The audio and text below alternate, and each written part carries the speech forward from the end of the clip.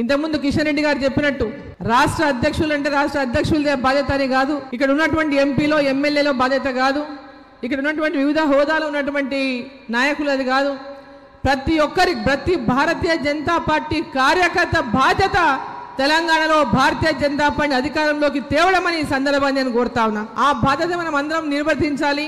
మరి రామచంద్రరావు గారు మరి రాష్ట్ర అధ్యక్షునిగా నూతన అధ్యక్షునిగా ఇవాళ బాధ్యత స్వీకరించినటువంటి నేపథ్యంలో పాత కొత్త అనేది ఆ పదం అనేదే ఉండకూడదని చెప్పి ఈ సందర్భాన్ని నేను కోరుతా ఉన్నాను. భారతీయ జనతా పార్టీ అందరూ ఒకటే, నిన్నొచ్చినా ఈ రోజు వచ్చినా ఎప్పుడొచ్చినా భారతీయ జనతా పార్టీ కార్యకర్తలుగానే అందరినీ భావించాలి.